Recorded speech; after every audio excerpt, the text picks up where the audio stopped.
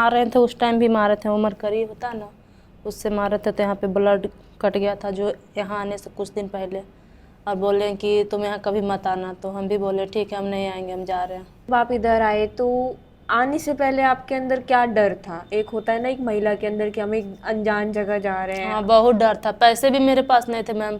और जब हम टिकट करवाने गए थे ना तो एक स्लिप दिया था, वो भरने के लिए भी आता नहीं था हमको, तो किसी भैया से पूछ के भरे हैं। मतलब पहली बार आए थे, इतना दूर तो पता नहीं था। मतलब टाइम पे खाना? हाँ खाना पीना रहना, बच्चों के लिए दूध सब कुछ अवेलेबल था, ब्रश कोलगेट जो चीज़ मतलब कि एक घर में भी ज़रूरत नहीं पूरा हो पाती थी ना, यहाँ पर सब कुछ पूरे हो जाते थे। जो लोग हमको बोलते हैं कि महिला आश्रम आप चला रहे हो तो आप गलत करवाते हो, नहीं तो मैम, आपने ऐसा कभी नहीं। ऐसा माहौल देखा? नहीं यहाँ पर तो नहीं देखे कभी भी ऐसा कभी माहौल। आपके साथ हमने ऐसा करने की नहीं कोशिश नहीं करी? मैम, कभी भी नहीं, ऐसा नहीं किया। क्या आपसे 1 रुपए भी लिया गया यहाँ पे नहीं, रहने का? 1 रुपया भी नहीं लिया बच्चे गया। के दूध से लेके किसी डायपर भी का? चीज़ के लिए भी 1 रुपया नहीं लिया गया। डायपर भी फ्री मिलता है, दूध मिलता है, सब चीज़ अवेलेबल यहाँ पे होता है। बच्चे की ट्यूशन, उसका खाना पीना सब यहाँ पे बढ़िया से होता है।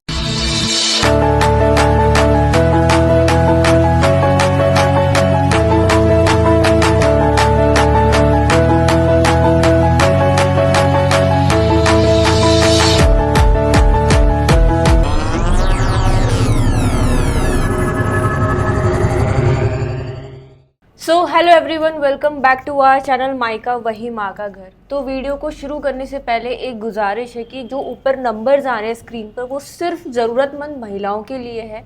जो महिलाएं अपने घर से परेशान है, पीड़ित हैं, वो इन नंबर्स पर संपर्क कर सकती है। शादी और अडॉप्शन के लिए यहाँ पे संपर्क ना करें क्योंकि यहाँ पे ये फैसिलिटीज़ नहीं दी जाती हैं। साथ ही साथ आप लोगों का बहुत तहे दिल से शुक्रिया है कि आप मायका के पेज को इतना सपोर्ट कर रहे हो, इतना शेयर कर रहे हो कि आज दुनिया के कोने कोने से हमारे पास महिलाएं आके रह रही हैं। कोई मणिपुर से, कोई मिज़ोरम से, कोई साउथ इंडियन से, कोई बिहार से, कोई आंध्र प्रदेश से। तो हमें बहुत खुशी हो रही है कि आपकी वजह से कई महिलाएं सुसाइड करने से बच रही हैं। तो थैंक यू सो मच कि आप इतना हमारा सपोर्ट कर रहे हैं। आज हमारे साथ एक महिला है जो शायद अपने बच्चों के साथ मायका महिला आश्रम में आके रह रही है। तो आइए जानते हैं कि इनके साथ ऐसा क्या हुआ कि इन्हें अपना घर परिवार छोड़कर बच्चों के साथ आश्रम में आके रहना पड़ा। तो नमस्ते मैम। सबसे पहले तो मैं आपसे ये पूछना चाहूँगी कि आपका नाम क्या है और आप कहाँ से हैं? जी मेरा नाम प्रीति कुमारी है और हम बिहार से हैं। बिहार से? नालंदा डिस्ट्रिक्ट से। तो आप अपने बच्चों के साथ हो यहाँ हाँ पे? दोनों, एक लड़की है 10 साल की और 2 साल का मेरा एक लड़का। तो प्रीति जी, आपके साथ ऐसा क्या हुआ कि आपको अपना घर छोड़ने का डिसीजन लेना पड़ा?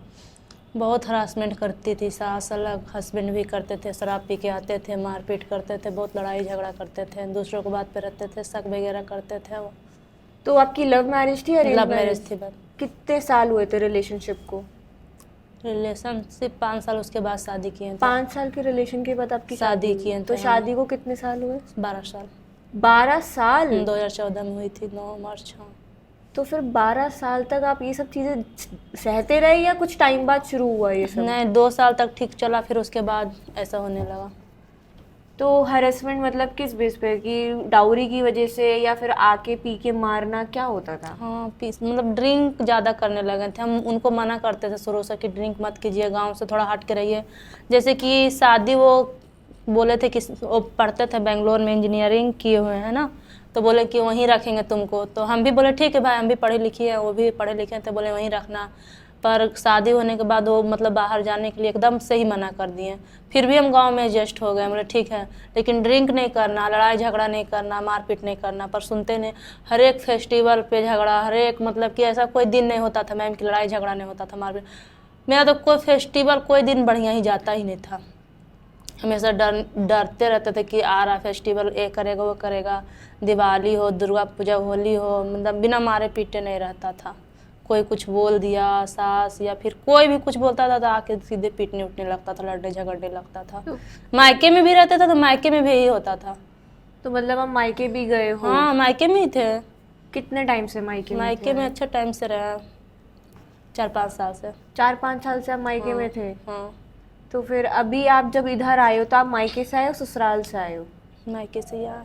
तो 4-5 साल आप मायके में रहे, तो फिर एकदम से मायके में क्या हुआ कि आपको यहाँ आना पड़ा? मतलब मायके में सभी ठीक थे। मायके में जाकर वो मेरे हस्बैंड मतलब वहाँ पर भी लड़ाई झगड़ा करते थे, गाली वाली बकते थे, ऐसे हो ऐसे ये हो वो हो, सब लोग मतलब कि सब बोलते थे। इसी वजह से तो घर वाले आपने भी बोले कभी कि वहाँ रहो, लेकिन हस्बैंड के साथ ही थे। 3-4 महीने से मतलब कि अलग रह रहे थे हस्बैंड के साथ। तो हमको लगा सुधर जाएंगे, धीरे धीरे सब सही हो जाएगा, पर फिर भी नहीं सुधरे। ड्रिंक वगैरह करना नहीं छोड़े वो। तो जब आप 4-5 साल मायके में रहे तो आपने कभी पुलिस या कोर्ट में केस डालना नहीं सही समझा घरेलू हिंसा के लिए? उनकी जान पहचान थी तो अथी हो जाते थे। उनके पापा पॉलिटिक्स में ना, तो आपके हस्बैंड के पापा हाँ पॉलिटिक्स में? हाँ, तो जान पहचान थी तो केस वगैरह वाले कॉल कर देते थे कि आपकी बहू आई हुई है, तो केस ही नहीं लेते थे। तो मतलब फायर नहीं होती कुछ भी थी? नहीं हो पाता था। घर में समझाया जाता था, उनको बैठा के बोला जाता था। 1-2 महीने ठीक रहते थे, फिर भी वैसे ही करने लगते थे। तो प्रीति जी, कोई ऐसे किस्से जो आप बताना चाहे कि हाँ इन 12 सालों में जो आपको दिल दहला दो कि ऐसे ऐसे मारा या ऐसे ऐसे चीज़ें करी, जो एक होता है, कुछ ऐसा हुआ आपके साथ? हाँ, मारते तो थे वो, बहुत खतरनाक। आ रहे थे उस टाइम भी मारे थे। वो मरकरी होता है ना, उससे मारे थे, तो यहाँ पे ब्लड कट गया था जो यहाँ आने से कुछ दिन पहले। और बोले कि तुम यहाँ कभी मत आना, तो हम भी बोले ठीक है हम नहीं आएंगे, हम जा रहे हैं। दोनों बच्चों को लिए हैं और उसके बाद हम यहाँ पे चले आए हैं। तो अभी पति कहाँ पे रह रहा है रेंट पे? आप कह रहे थे ना साथ में रह रहे हैं 2-3 महीने से। गाँव पे ही थे। बिहार में ही? बिहार में गाँव पे थे। एक गाँव है मतलब बगल में ही है, पड़ता। और वहीं थे, रेंट पे नहीं, अपना ही घर था मैम, तो वहीं रह रहे थे। फिर भी लड़ाई झगड़ा करते रहते हैं। और छोटी सी बात के लिए झगड़ा हुई थी, कोई बड़ी बात नहीं थी। मतलब कि मेरी तबीयत नहीं ठीक थी, हम हॉस्पिटल से दिखा के आए थे, चक्कर वक्कर मार लग रहा था। हम बोले कि खाना बाहर में खा लीजिएगा, तो बोले कि खाना तो मतलब वो अपना बोले कि तुम्हारा बाप बना के देगा। हम कुछ भी नहीं बोले, कुछ भी, आराम से पड़े हुए थे। और बाबू के लिए हलवा वलवा बनाए थे, नमकीन वाला, उसको खिलाया था। वो खाना वाना बिक दिया, अब बिक के झगड़ा करने लगा। फिर हमसे भी रहा नहीं गया, खाना बिक दिया तो हमसे रहा नहीं गया कि ऐसा खाना तो भी हमको तो कोई भी खाना बिक होता हमसे बर्दाश्त नहीं होता। हम मतलब बोले कि ये खाना क्यों बिक दिया, बना देते हम। उसी के लिए पूरा झगड़ा उगड़ा करने लगे, मारपीट करने लगे। लास्ट में खाना खुद बना के गए भी, दाल चावल चोखा बना खा कर भी गया, लेकिन वो मारपीट कर देते हैं ना, उसके बाद उनको शांति मिल जाता। तो जो आपने बोला कि सास भी भड़काती थी, हाँ, वही बोलती थी यहाँ वहाँ बात करती है ऐसे वैसे, तो ये भी उनके बात में आकर मतलब कि लड़ाई झगड़ा भी करते थे। पर मेरी देवर वगैरह ननद वगैरह सब सही है, वो सब। वो आपके साथ सही है? ससुर नहीं है आपके? ससुर भी ठीक है, सास ही थोड़ा। सास और पति का रवैया खराब हाँ, है? वो दोनों तो का। आपको बाकी ननद देवर सब सही है। मायका महिला आश्रम में कितना टाइम हो गया? यहाँ 2 महीना होने वाला। 2 महीने होने 2 वाले हैं। महीना, 1 महीना तो नरेला में, इधर 1 महीना होने वाला। तो आप मुझे ये बताइए कि जब आप इधर आए तो आने से पहले आपके अंदर क्या डर था? एक होता है ना एक महिला के अंदर कि हम एक अनजान जगह जा रहे हैं। हाँ, बहुत डर था। पैसे भी मेरे पास नहीं थे मैम।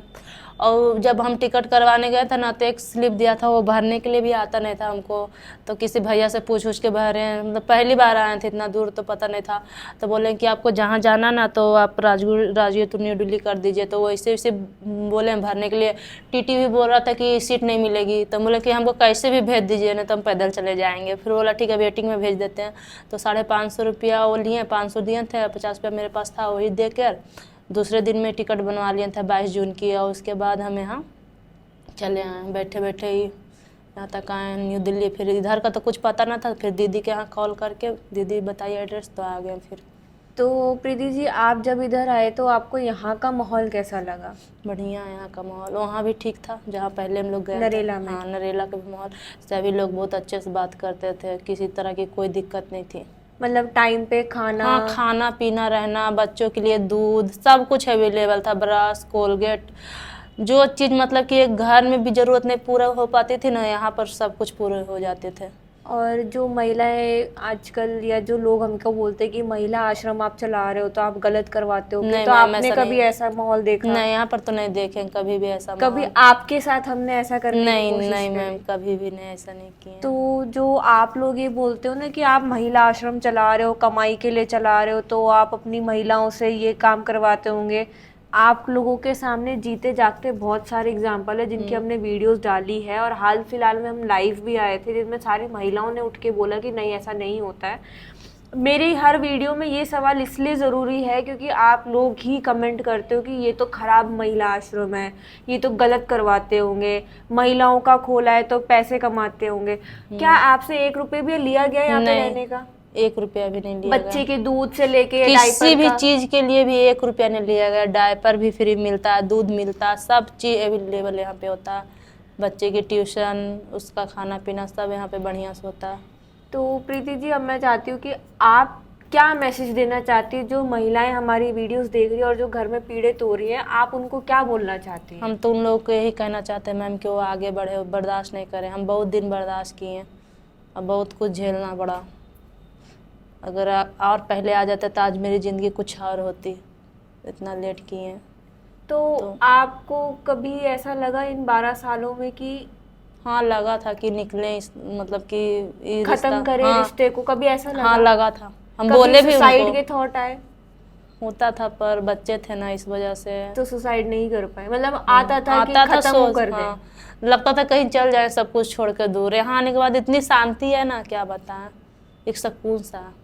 कोई चीज़ का टेंशन नहीं, आराम से अपना रहते हैं, अपने बच्चों के साथ टाइम स्पेंड करते हैं। वहाँ तो बच्चों के साथ टाइम ना स्पेंड कर, क्योंकि सुबह घर में काम करते थे, 10 बजता था, बाबू को लेकर हॉस्पिटल जाते थे, उसको बहन के पास छोड़ते थे।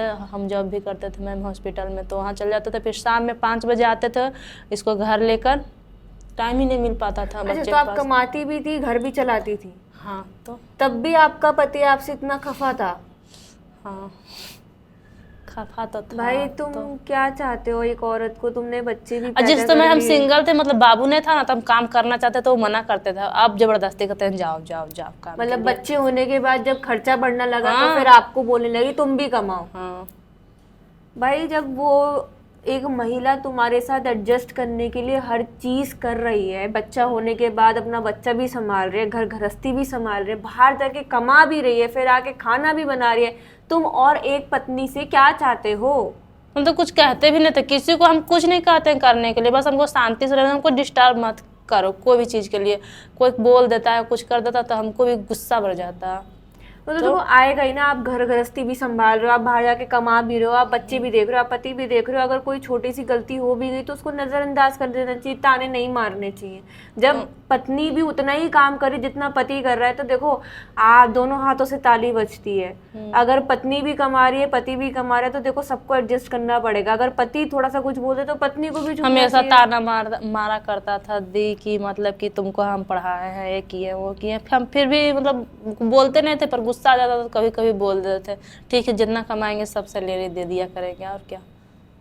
भाई ऐसा बोलते तुम्हारी थे। बीवी है, अगर तुमने पढ़ाया है तो कोई मुझे नहीं बच्चों के लिए बोला करते थे, इसमें इतना खर्च किए हैं, इसमें उतना किए वो किए हैं। जो बच्चे उसके नहीं थे, उसको वही ये तो नहीं पता था। हम भी तो वही कहते थे कि बच्चे तो आप ही के हैं, हमारे हम कर रहे हो तो थोड़े ना सुना सकते हो बच्चों को, तो गलत बात है।